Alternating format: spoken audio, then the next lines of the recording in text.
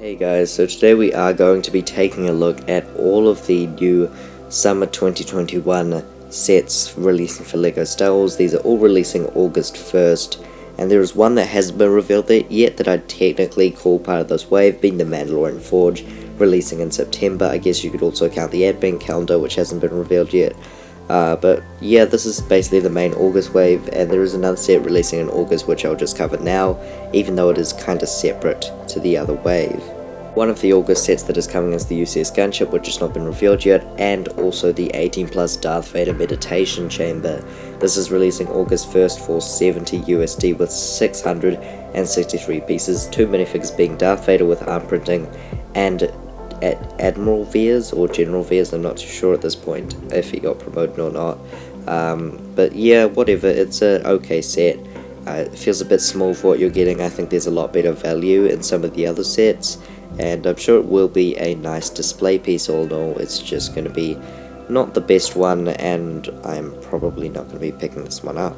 So starting off with the actual wave, the first one is set 75310, the Duel On Mandalore, with 147 pieces for $20 US, and I think some people have complained that this is a bit small for $20, which I can totally understand.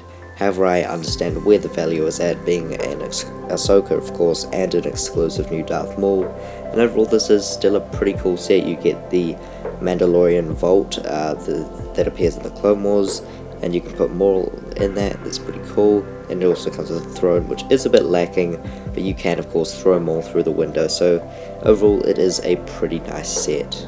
Next set up is set 75311, the Imperial Armoured Marauder. And this will be retailing for $40 USD with 478 pieces, so a really nice value there. And it's obviously coming August 1st. Has 4 minifigures being an exclusive Grief Karga based on the Mandalorian Season 2, an artillery trooper, and 2 stormtroopers.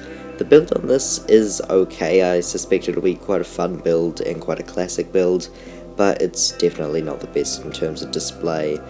Play-wise, I think it would be pretty good. However, you can't really get these stormtroopers in the best way. However, all of it does kind of flip up quite a lot, and there's lots of place to open. I do like the function of the spinning turret at the back, how it also shoots the gunner of the stormtrooper that spins in the real time, which is pretty cool. So overall, a nice little set with some good value. However, definitely not the best. This is one that I think turned out really well. This is the 75312 Boba Fett Starship for 593 pieces for $50 USD. And obviously they can't call it the Slave One anymore. Disney said no, so that's kind of weird, but it makes a lot of sense, obviously. So that's interesting that they've actually gone with that. However, the set on its own is pretty cool. It's based on the Mandalorian Season 2, so you get Boba Fett there and Mando with just arm printing, which is so cool. The Mando is not exclusive, of course, however the Boba Fett is. However, I do expect not for long. I'm sure it'll pop up in another set next year, maybe even a Slave One Microfighter.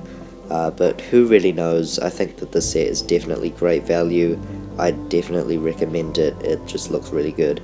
If you don't have a Slave One, this is perfect, and if you already do, then maybe just wait on that Boba figure. But I think even if you do, it's a good buy, as it's different enough, I think, in scale. Next up is, of course, the Bat Shuttle set 75314 with 969 pieces for $100. Great value there with 5 exclusive minifigures and a gonk droid, of course, and it comes with 2 speeders, which are kind of unnecessary, but they're still kind of cool. And the Bat Shuttle, while being a bit small and how it has its flaws, I think it does look really good. The sand blue is really unique, and I think it is accurate, as it's kind of the patchy colour, which I definitely like. Maybe a bit less sand blue, but still, it's overall a great set with some pretty good minifigures, I'd say. Definitely some of the best minifigures we've had in the whole wave, and I'm not really covering them in this. However, I will be covering them in an upcoming video where I look at all the minifigures in this set, all these sets here. So yeah, that'll be quite cool. Can't wait for that. That'll be coming out in the next few days. Yeah, however, let's move on to the next set. Next set up is the 75315 Imperial Light Cruiser for 160 USD, and it comes with 1,336 pieces. I know that that's not the best price per piece, but it does come with a lot of large plates, so I think it's worth it, and definitely quite long as well. This looks pretty good, I'd say. I wasn't the biggest fan when I first saw it, but it's definitely grown on me, and with some pretty nice figures as well. It definitely is a good set. A bit of a lacking interior, I will say. I wish it was a bit bigger, and I feel like the cannons are a bit chunky, as well as maybe even the bridge, but the bridge does serve as a handle, which I think is a really nice function. And if you're a fan of The Mandalorian Season 2, especially Chapter 16, which is my personal favourite episode, then you'll love this set, as it's just the main environment of that episode. But yeah, that's definitely such a good set, and I'm pretty sure it might actually be the most expensive Mandalorian set to date. But yeah, let's move on to the final set on this list, which is based on the Clone Wars. Intentionally, we've saved the best for last, because this is my personal favourite set, the 75316 Mandalorian Starfighter, with 544 pieces and 3 minifigures, which look great: Gar Saxon, Bo-Katan, and the Mandalorian Loyalist. And this is just so cool. I love the Mandalorian Fighter as a ship, and this set just is wonderful. Such an upgrade to the previous version from 2012, and I really love the colour scheme, and obviously it can all flip around. You can make the wings go in all these different directions and stuff, like the in-universe design, which is just so cool looking, I think. I love the Mandalorian Fighter, and I really think this set is great.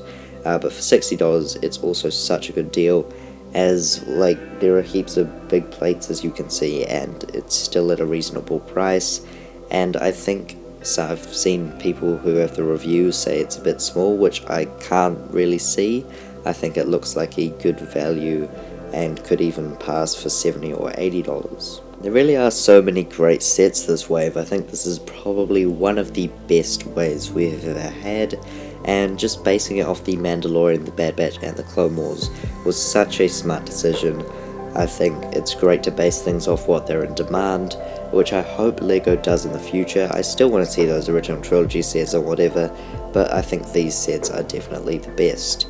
However, yeah, let me know what you think down below. What is your favourite? However, that will be all for today. I hope you enjoyed this video.